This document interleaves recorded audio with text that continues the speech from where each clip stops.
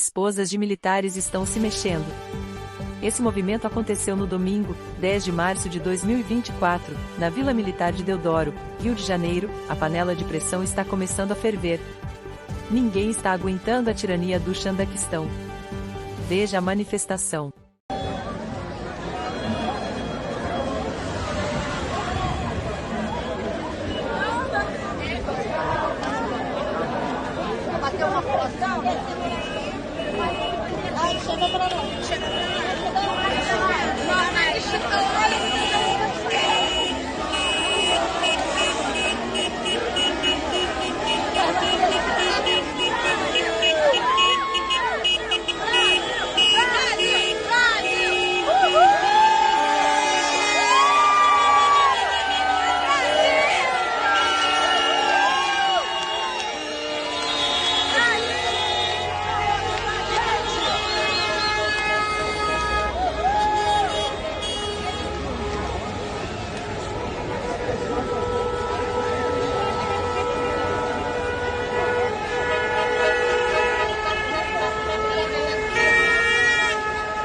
Bolsonaro neles!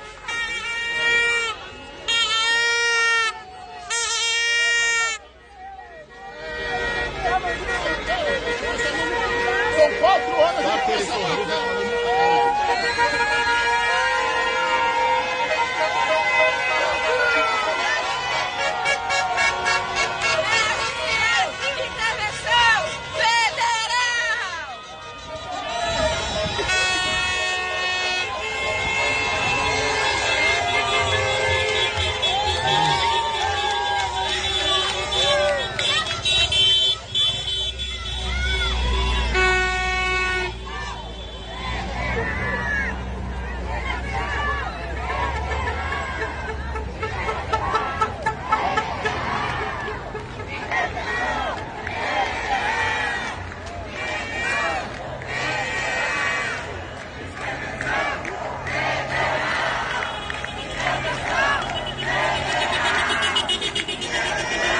É isso aí, moçada. Agora é esperar o futuro aí e botar esse maldito canceroso pra ir pra casa do caralho. Abraço a todos aí. O deputado federal por Goiás, Gustavo Gayer, esteve em Washington, Estados Unidos, juntamente com outros parlamentares que viajaram aos Estados Unidos para denunciar a escalada de autoritarismo no Brasil. Veja o pronunciamento dele na coletiva de imprensa em frente ao Capitólio nos Estados Unidos. First, I'd like to thank you, Congressman, for giving us time and a platform to come here today and talk about what's happening in Brazil. This is something that we no longer have in our nation. We no longer have the privilege of saying the truth, saying what we think, and giving our opinion. So to start, I'd like to ask you a simple question. Is Venezuela a democracy or a dictatorship? I believe all of you here today agree with me that Venezuela is not a democracy. It's far from it. It's a dictatorship. But then I have another question. Does Venezuela have a Supreme Court? Does Venezuela have a Ministry of Education? Does Venezuela have Congress? Does Venezuela have public ministry? No. Yes, they have. But they are no longer a democracy. Because all these institutions that are valuable for a democracy have been kidnapped and are served as an instrument of oppression. They are served only as to arrest and oppress people for their opinions. And what we have today in Brazil is exactly the same thing. Our Supreme Court in Brazil does not protect the Constitution anymore. As a matter of fact, they are releasing drug dealers, they are releasing criminal leaders of trafficking, and they're putting in prison congressmen, simple people, for their opinions. The reason why the leader of opposition is not here today, Carlos Jordi, the leader of the opposition in our Congress is not here today because he had his passport seized. He can no longer leave his country to tell the world what's happening in Brazil.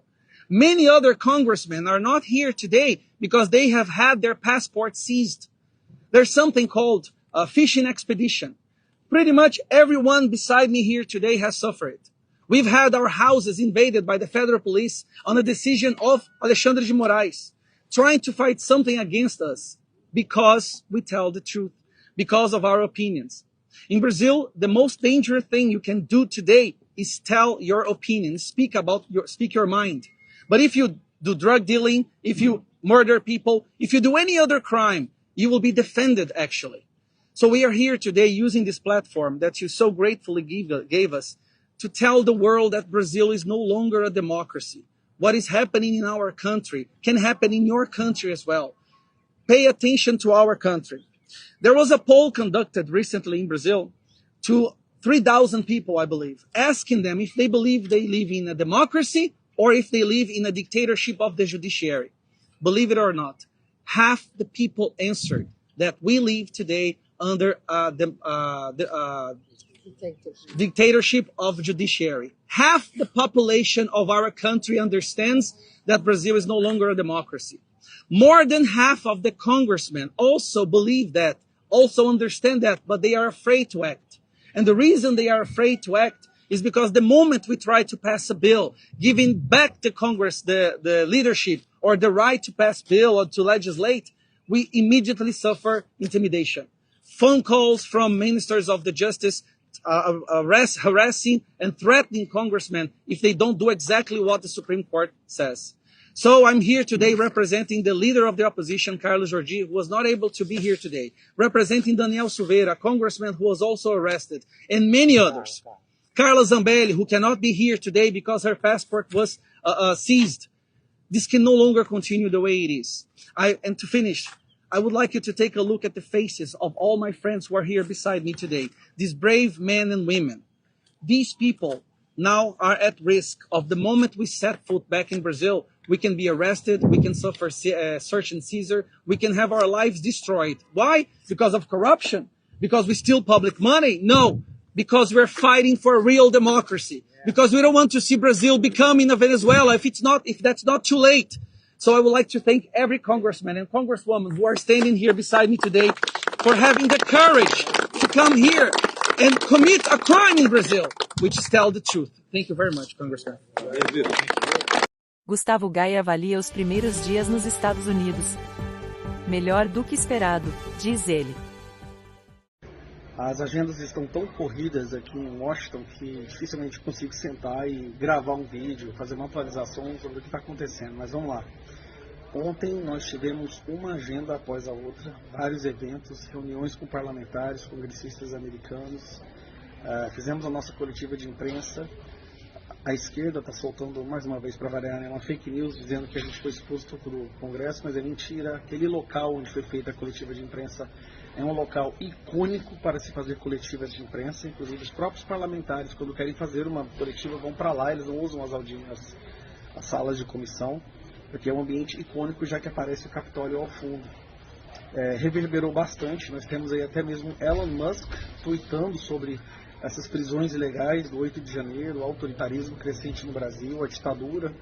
E eu tenho falado com os parlamentares aqui, com as pessoas dos think tanks e organizações políticas, que o Brasil é hoje a Venezuela, consegue disfarçar com mais facilidade por causa da ajuda da imprensa brasileira, mas as instituições que são tão valiosas para o andamento e funcionamento de uma democracia foram sequestradas por pessoas que não têm intenções republicanas e usam essas instituições para perseguir adversários políticos, sendo que a instituição nem sequer deveria ter adversário político, porque pela própria definição da instituição ela deveria ser neutra, ela deveria ser ligada apenas às leis, ao regulamento, e o que não acontece no Brasil.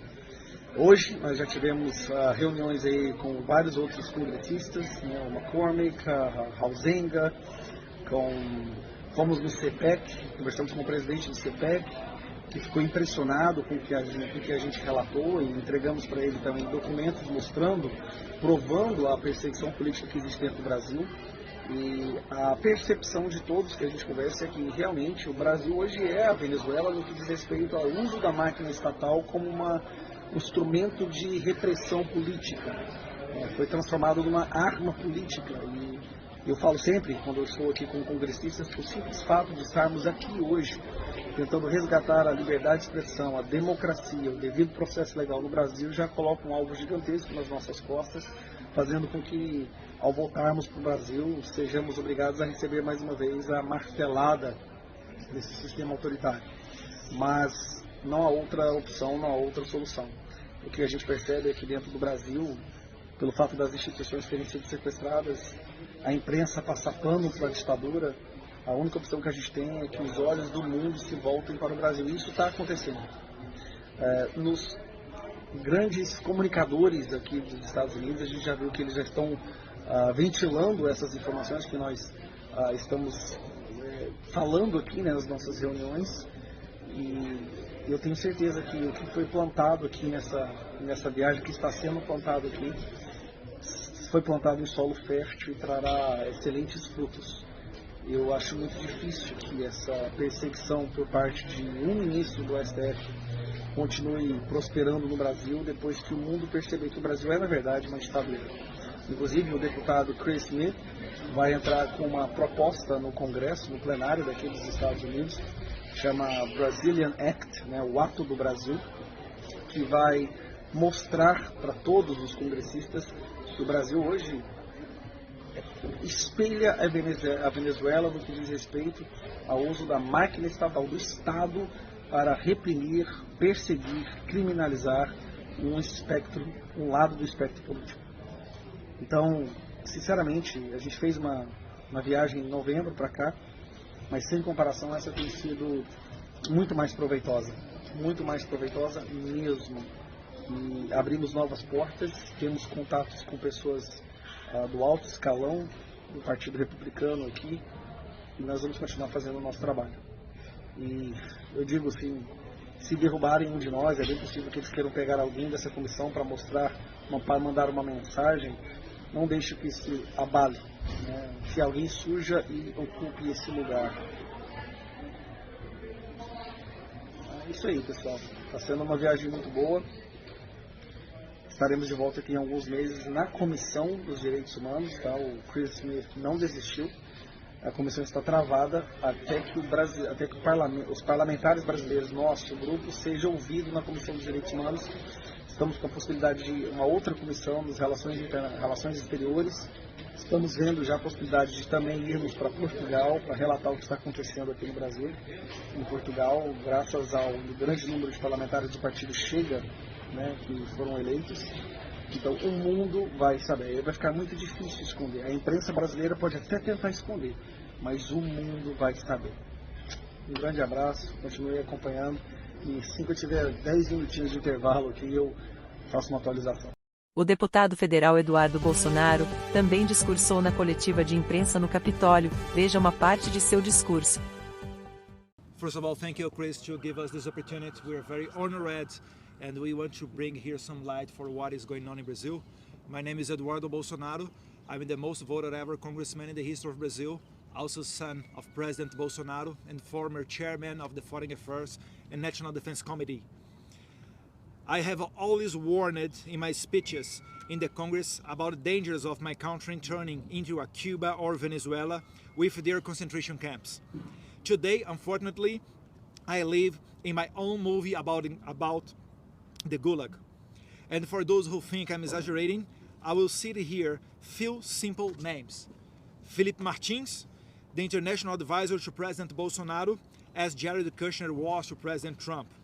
A brilliant young man in his 30s with a promising future, imprisoned by an exception tribunal, accused of a coup d'etat never attempted or planned, and without the hope of minimally fair treatment, as due process and broad defense no longer exists in Brazil. Colonel Câmara, the Bolsonaro security detail, who is now also in jail accused of an imaginary coup d'etat. And like them, veterinarians, gospel singers, sign language interpreters, comedians as Bismarck Fugas, and even a homeless and a person diagnosed with a high degree of autism, all of them imprisoned, accused of a coup d'etat. It's very clear that all this oppression and cruelty is just a step towards the ultimate goal, to imprison my father, the president who dared to put the interests of Brazilians first. My father is now prosecuted and slandered in the most various ways. As in every tyranny, the limit of the ridiculous no longer exists. And he even faces the accusation of having committed the terrible crime of disturbing a whale. That's not a joke. He's criminally charged for passing by a whale on a jet ski. And the most impressionable thing is the complaint was made by Lula da Silva's environmental minister. This is more ridiculous than what Trump is having as charged here in the United States. My father is also accused of attempting a coup d'etat when he was no longer president. The judiciary, appointed by the Communist Party in power, want us to believe that my father waited to leave power and, when he no longer had the armed forces under his command, attempted a coup d'etat with elderly and unarmed women. All of these thousands. O Variedades News de hoje fica por aqui. Obrigado pela sua audiência, espero que você curte e compartilhe, e se você ainda não se inscreveu em nosso canal, inscreva-se agora e ative o sininho de notificações, para receber notificações de novas notícias. Um forte abraço a todos, e até a próxima!